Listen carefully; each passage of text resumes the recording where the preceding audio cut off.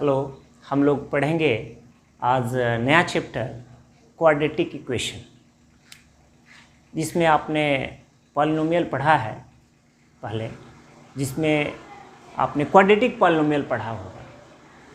तो quadratic polynomial को अगर हम जीरो से इक्वेट कर लें तो वह क्वाड्रेटिक पॉलिनोमियल इक्वेशन बन जाता है, और वही उसी इक्वेशन को हम क्वाड्रेटिक इक्वेशन बोलते हैं।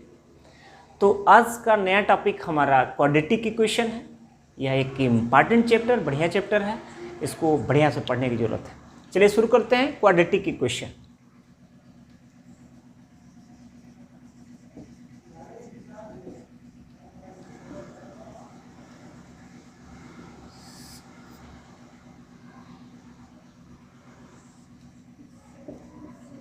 क्वाड्रेटिक इक्वेशन, क्वाड्रेटिक इक्वेशन में आपने पढ़ा होगा क्वाड्रेटिक पॉलिनोमियल। हमने अलग अलग टाइप का पॉलिनोमियल पढ़ा है, जिसमें अगर क्वाड्रेटिक पॉलिनोमियल आपने पढ़ा है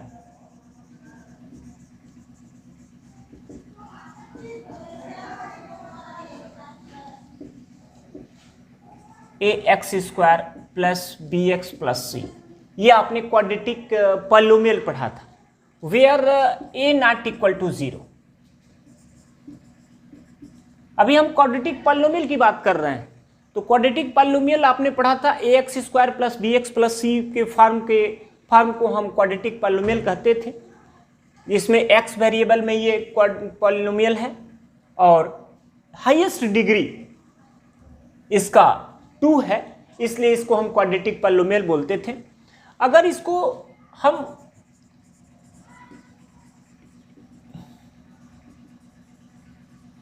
इक्वेट कर लें जीरो के, x² plus bx plus c equal to 0, where a b c element of real number and a not equal to 0, इस टाइप के इक्वेशन को हम क्वाड्रेटिक इक्वेशन कहेंगे। ax² plus bx plus c equal to 0, और यह quadratic equation in x variable, यहाँ पर यह x जो है वेरिएबल है और यह क्वाड्रेटिक इक्वेशन x वेरिएबल में है, जिसमें x² का कोफिशिएंट कभी भी 0 नहीं होना चाहिए। 0 के अलावा कोई भी नंबर हो, रियल नंबर तो सही है, बट x का कोफिशिएंट और ये कांस्टेंट टर्म 0 हो सकता है। यहाँ अगर हम ऐसे भी लें ax² इक्वल टू 0, तो यह भी क्वाड्रेटिक इक्वेशन है, बस इसका x² का कोफिशिएंट 0 के इक्वल नहीं होना चाहिए। b 0 हो जाए, x का कोफिशिएंट या ये कांस्टेंट टर्म 0 हो जाए, तब भी हमारा क्वाड्रेटिक इक्वेशन होगा। इसलिए x² का कोफिशिएंट कभी भी 0 नहीं होना चाहिए। आपने क्वाड्रेटिक पॉलिनोमियल में भी देखा था कि x² का कोफिशिएंट 0 नहीं होना चाहिए। तो उसी क्वाड्रेटिक पॉलिनोमियल को अगर हम इक्वेशन बना लेते हैं, इक्वेटिंग 0 कर लेते हैं, 0 से इक्वेट कर लेते हैं, तो वह क्वाड्रेटिक पॉलिनोमियल हमारा क्वाड्रेटिक इक्वेशन बन जाता है। हमारा क्यूबिक इक्वेशन भी होता है, बाई क्वाड्रेटिक इक्वेशन भी होता है। ऐसे हमें सिर्फ इसमें क्वाड्रेटिक इक्वेशन की हम बात कर रहे हैं, हम क्यूबिक इक्वेशन भी आपको बताएंगे। तो ये अगर क्वाड्रेटिक इक्वेशन आपका x वेरिएबल में है, तो इस x के 2 रूट्स होंगे, 2 रूट होगा इसका, और x की 2 वैल्यू आएगी। तो अगर इस इक्वेशन को सॉल्व करने की बात किया जाए तो हमें x की 2 वैल्यू मिलेगी। ऐसा हो सकता है कि वो दोनों वैल्यू अलग अलग आए, ऐसा हो सकता है कि दोनों वैल्यू सेम आए, वो अलग बात है, बट हमेशा क्वाड्रेटिक इक्वेशन की 2 वैल्यू आती है। सेम भी आ सकता है दोनों, और अलग अलग भी आ सकता है, उसके बारे में हम आगे पढ़ेंगे। तो किसी भी क्वाड्रेटिक इक्वेशन में अगर किसी वेरिएबल में वो आपका इक्वेशन है, तो उस वेरिएबल की 2 वैल्यू आएगी, ये आपको समझना है। तो आपसे अगर कोई भी क्वाड्रेटिक इक्वेशन की बात करें तो आप बताएंगे कि ax² plus bx plus c equal to 0 के फॉर्म के इक्वेशन को हम क्वाड्रेटिक इक्वेशन बोलते हैं। बट ये बात पूरी नहीं हुई, यहां पर आपको एक बात और बोलना पड़ेगा कि साथ ही where A, B and C element of real number and A not equal to 0, ये बोलना जरूरी है। अगर आपने ऐसा बोल दिया x square plus b x plus c equal to 0 quadratic equation है, तो जब तक आप इस ए बी सी के बारे में नहीं बताएंगे कि ए बी सी कैसे एलिमेंट हैं, तो आपकी बात अधूरी रहेगी। इसलिए यह भी बोलना है कि a b c element of real number and real number तो 0 भी होता है, तो क्या ए 0 हो सकता है? नहीं, रियल नंबर हो बट यहां पर ए 0 नहीं हो, बी और सी 0 हो सकता है। तो आपने क्वाड्रेटिक इक्वेशन को जाना। तो सबसे पहला आपके एक्सरसाइज या क्वेश्चन ये बनता है कि कोई भी इक्वेशन देकर के उससे पूछा जाएगा आपसे कि ये क्वाड्रेटिक इक्वेशन है या नहीं, आपको चेक करके बताना होगा। तो चलिए ऐसे कुछ एग्जाम्पल लेते हैं जिसमें हमको ये समझना होगा कि ये क्वाड्रेटिक इक्वेशन है या नहीं है। जैसा हमने ले लिया x माइनस 2 का whole square equal to 4x plus 3। तो इसको चेक करते हैं कि क्वाड्रेटिक इक्वेशन है कि नहीं। सबसे पहले आप इसको ध्यान देंगे, x square plus b x plus c equal to 0, इसको ध्यान में रखते हुए आप इसको एक्सपेंशन करेंगे और इसके बाद चेक करेंगे कि ये इक्वेशन ऐसा आता है कि नहीं। तो इसका अगर होल स्क्वायर निकालें तो ये आएगा x square plus 4 minus 4x और ये 4x प्लस 3। अगर इसको हम एक साइड में कर लें सारे टर्म को, तो ये आ जाएगा एक्स स्क्वायर और ये माइनस 4x है और ये फिर इधर आकर के माइनस 4x बनेगा, तो ये माइनस 8x होगा और प्लस 4 और ये 3 आकर के इधर माइनस हो जाएगा। तो एक्स स्क्वायर माइनस 8x आप प्लस 1 इक्वल टू 0। आप देख सकते हैं इसमें एक्स स्क्वायर का कोफिशिएंट 1 है जो कि 0 के इक्वल भी नहीं है। यहाँ x का कोफिशिएंट माइनस 8 है और कांस्टेंट टर्म 1 है। a की वैल्यू 1 है, b की वैल्यू माइनस 8 है और c की वैल्यू 1 है। तो यहां से हम देख सकते हैं कि यह जो इक्वेशन हमको मिला यह इस टाइप का है। इसलिए कह सकते हैं कि given equation is quadratic equation. ये हमारा दिया गया इक्वेशन क्वाड्रेटिक इक्वेशन था, ये आपने इसकी पहचान किया। तो साथ में अगर इस इक्वेशन का इससे इक्वेटिंग करना होता, इस इक्वेशन को अगर a x square plus b x plus c से इक्वेटिंग करना होता, तो सबसे पहले आप इसको 0 के इक्वल करके अब इसका इक्वेटिंग करेंगे। आप देख सकते हैं अगर इक्वेटिंग करें तो a इक्वल टू 1 आएगा और साइन के साथ यहां पर b को आप सिर्फ 8 लिखेंगे तो गलत होगा। b का x का कोफिशिएंट यहां प्लस b है लेकिन यहां x का कोफिशिएंट माइनस 8 है, तो इसलिए आपका यहां b का कोफिशिएंट माइनस 8 आएगा और c का कोफिशिएंट प्लस 1 आएगा। तो इस तरह से अगर कहीं इक्वेशन क्वाड्रेटिक इक्वेशन को इक्वेटिंग करना हो a x square plus b x plus c से, तो आप इसको ऐसे कर सकते हैं। तो ये आपका इक्वेशन आपने चेक किया कि यह क्वाड्रेटिक इक्वेशन था। और भी एक दो इक्वेशन लेते हैं। x plus 1/x equal to 3x और या प्लस हमने 2 भी कर लिया। तो चलिए इसको परेशान करते हैं। ऐसे देखने से आप अभी उसको क्वाड्रेटिक है नहीं है ऐसा नहीं बोलना, आप उसको पहले सॉल्व करके a x square plus b x plus c के इक्वल टू 0 के फॉर्म में उसको ले आना के प्रयास करेंगे। इसके बाद उसको आप बताएंगे कि क्वाड्रेटिक इक्वेशन है या नहीं।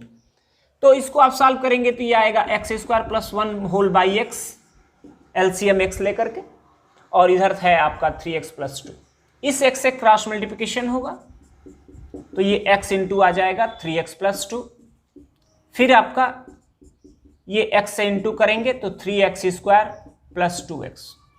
इस 3x स्क्वायर को आप इधर ले आएंगे, एक साइड में करेंगे तो माइनस 2x स्क्वायर आ जाएगा। x स्क्वायर में से 3x स्क्वायर को माइनस करना होगा, फिर यहां से ये माइनस 2x होगा और ये plus 1 equal to 0। On both side अगर हम माइनस से मल्टीप्लाई कर लें तो ये पॉजिटिव बन जाएगा, तो 2x² प्लस 2x और -1 इक्वल टू 0।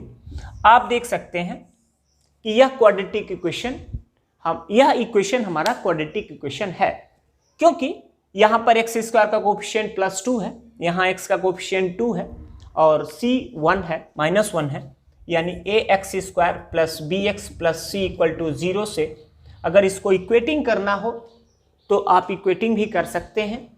a आपको 2 मिलेगा, b आपको 2 मिलेगा, c आपको -1 मिलेगा, ये वैल्यू भी आप निकाल सकते हैं। तो ये आपका इक्वेशन क्वाड्रेटिक इक्वेशन था, तो आपने इसको चेक किया।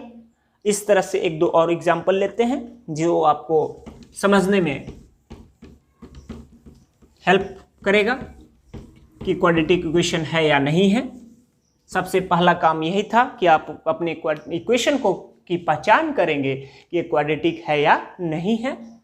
तो अगर हम ले लें ऐसा x² plus 1/x is equal to x³ plus 3x, ऐसा। अब अभी आप देख करके बोलेंगे कि ये क्यूबिक इक्वेशन दिख रहा है, बट नहीं, आप इसको सॉल्व करेंगे। चलिए इसको सॉल्व करते हैं।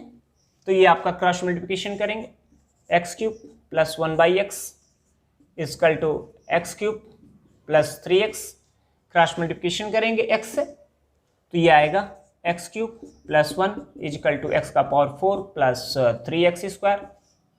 अब इसको एक साइड में कर लेंगे, x का power 4 minus x³ plus 3x² plus -1 equal to 0। आप इसमें देख सकते हैं यह क्वाड्रेटिक इक्वेशन नहीं है, ये बाई क्वाड्रेटिक इक्वेशन है, क्योंकि यह x का पावर 4 है। ये क्वाड्रेटिक अगर ये इक्वेशन 0 इक्वल नहीं होता तो ये क्वाड्रेटिक पॉलिनोमियल नहीं है, ये बाई क्वाड्रेटिक पॉलिनोमियल है। तो इसलिए इसको हम बोलेंगे कि यह इक्वेशन जो है आपका क्वाड्रेटिक इक्वेशन नहीं है। आप देख सकते हैं ये ax² plus bx plus c equal to 0 के फॉर्म का इक्वेशन नहीं है, इसलिए इसको हम क्वाड्रेटिक इक्वेशन नहीं कहेंगे।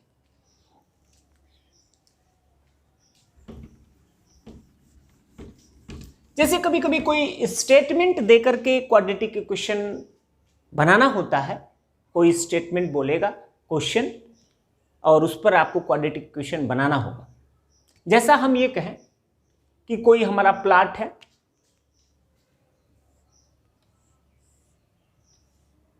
प्लॉट, और जिस प्लॉट में का एरिया जो है 240 area of plot,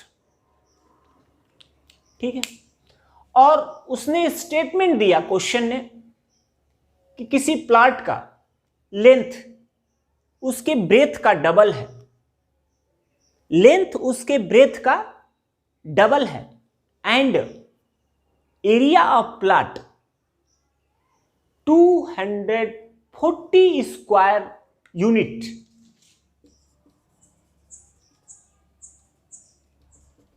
square unit, simple सी बात है। क्वेश्चन ने ये बोला कि इसका लेंथ जो है ब्रेथ का डबल है, तो अगर हम लेट कर लें, let length breath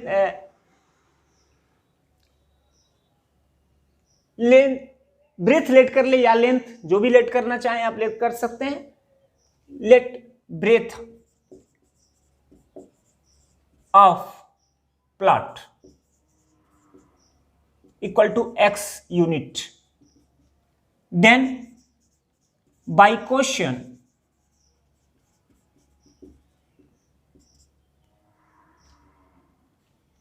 length of plot, plot का लेंथ क्वेश्चन के हेल्प से निकलेगा, क्योंकि उसने बोला है कि ब्रेथ का डबल है आपका लेंथ। तो अगर आपने ब्रेथ को x लेट किया है तो लेंथ तो 2x होगा, तो ये बन जाएगा 2x यूनिट। तो ये लेंथ हो गया 2x और ब्रेथ हो गया x।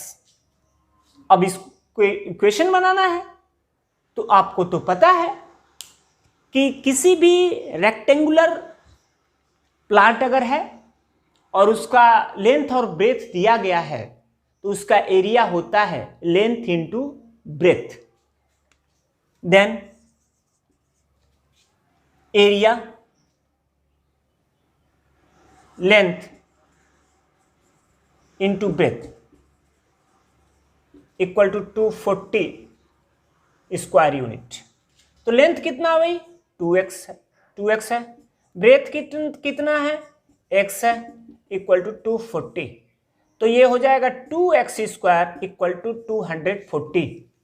अब इसको आप 2 से डिवाइड भी कर सकते हैं ऑन बोथ साइड, तो ये आएगा x स्क्वायर इक्वल टू 120। तो यहां से आपका आया x square minus 120 equal to 0। तो आपने देखा कि ये क्वाड्रेटिक इक्वेशन बन गया। यहां a की वैल्यू 1 है, b यहां 0 है और c का वैल्यू माइनस 120 है। अब यहां से x की वैल्यू हम फाइंड कर सकते हैं और स्क्वायर रूट निकलेगा 120 का, तो वही उसकी x की वैल्यू होगी। तो इस तरह से आप जो है किसी भी स्टेटमेंट क्वेश्चन का होगा उस स्टेटमेंट के अनुसार आप अपने इक्वेशन को, क्वाड्रेटिक इक्वेशन को बनाएंगे। तो इस तरह से एक और एग्जांपल लेते हैं। तो सबसे पहले क्वेश्चन के स्टेटमेंट को ध्यान से सुनकर, ध्यान से समझकर, पढ़कर उससे आप इक्वेशन फाइंड करेंगे और इक्वेशन अगर आप सही बना लेते हैं तो क्वेश्चन में आपको दिक्कत नहीं होगी। देखते हैं, जैसा कि अगर ये बोला जाए रोहित के एज का 2 टाइम्स उसके फादर का एज है, रोहित के एज का 2 टाइम्स उसके फादर का एज है। तो अगर रोहित के एज को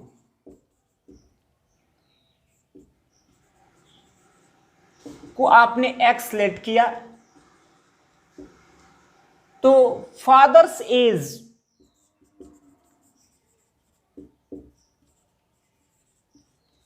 रोहित 2x ईयर होगा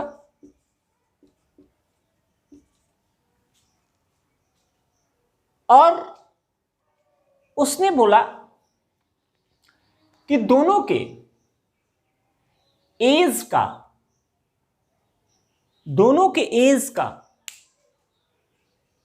प्रोडक्ट मल्टीप्लिकेशन 180। तो by question x into 2x equal to 180। तो यहां से 2x स्क्वायर इक्वल टू 180, तो ये हो जाएगा x स्क्वायर इक्वल टू 90। तो यहां से x की वैल्यू आप फाइंड कर सकते हैं।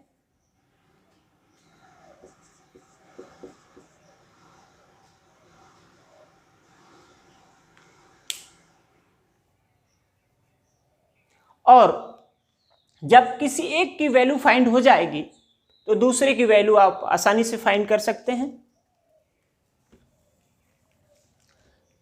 तो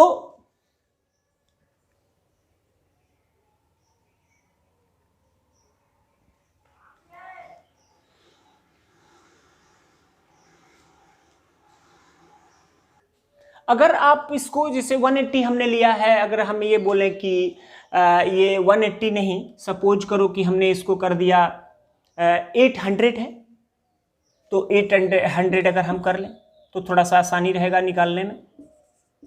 तो ये आ जाएगा आपका 400। तो 400 आएगा तो x की वैल्यू आप फाइंड करेंगे तो √400, तो यहां से आपका 20 आएगा। तो x की वैल्यू 20 आया, यानी कि रोहित का एज आ गया, Rohit age 20 years then father is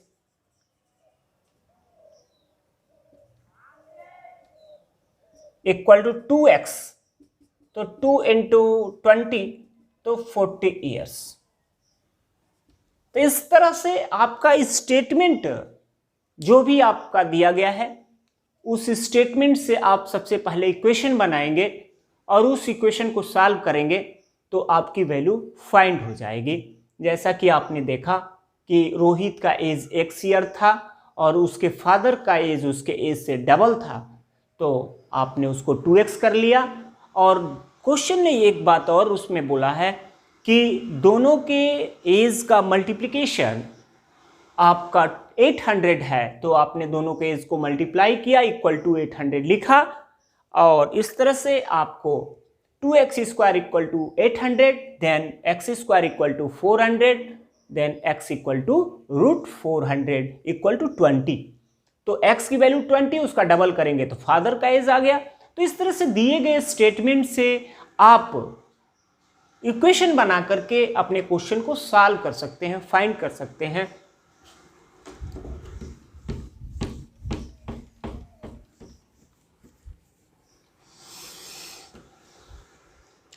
जैसा कि आपको अगर यहां दिया जाए 2x square minus 4 equal to 0,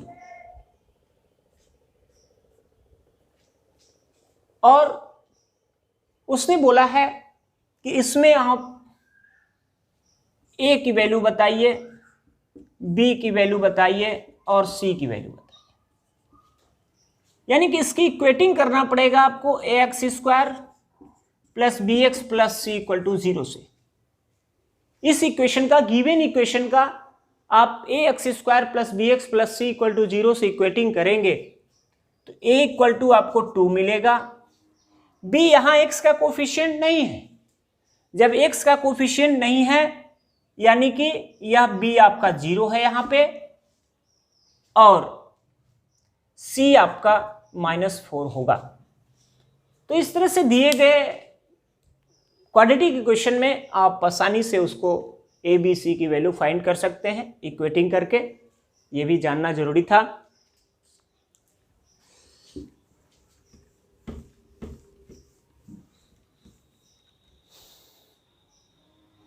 जैसे कि मान लीजिए कि हमने लिया x square minus 5x plus 6 equal to 0। यह एक क्वाड्रेटिक इक्वेशन है, ऐसा आप देख सकते हैं, अब आसानी से समझ सकते हैं कि क्वाड्रेटिक इक्वेशन कैसे है। इस क्वाड्रेटिक इक्वेशन को सॉल्व करना है, और सॉल्व करने का सेंस x की वैल्यू फाइंड करनी है।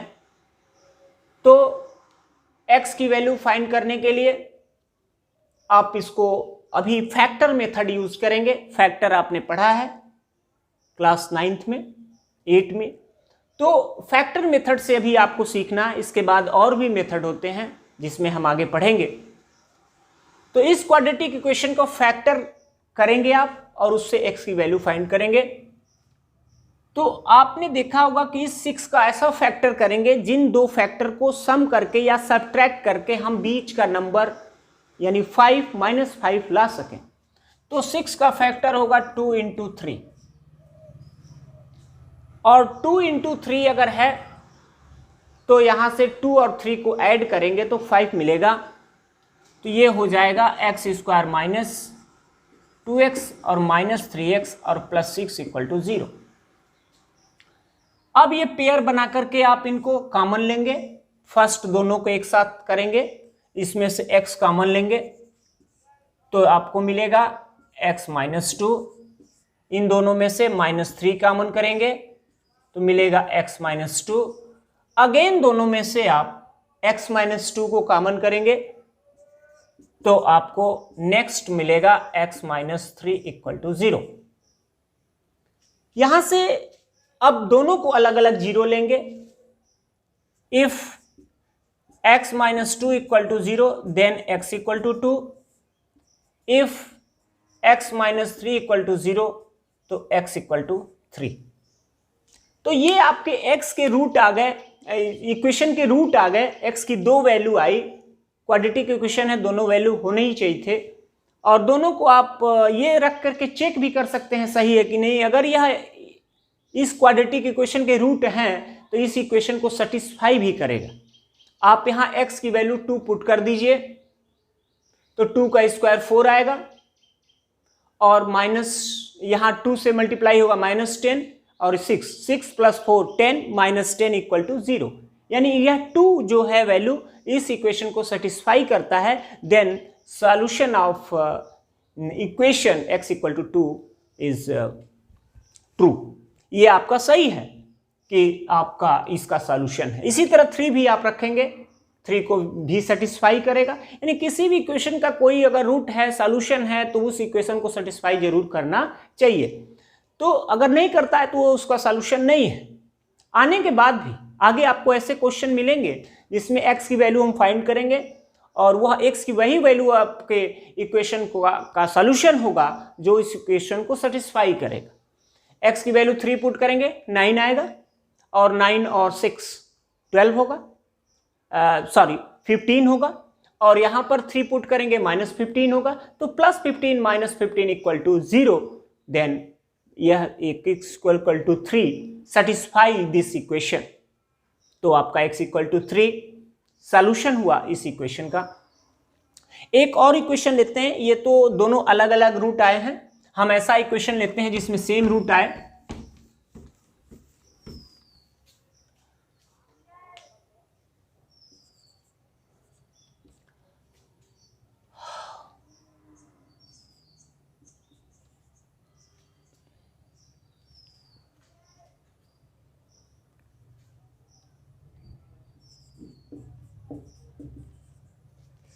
आप देख सकते हैं यहां पर हमने एक इक्वेशन लिया और इस इक्वेशन का फैक्टर करें, या इसको हम डायरेक्ट लिख सकते हैं या x-2 का होल स्क्वायर।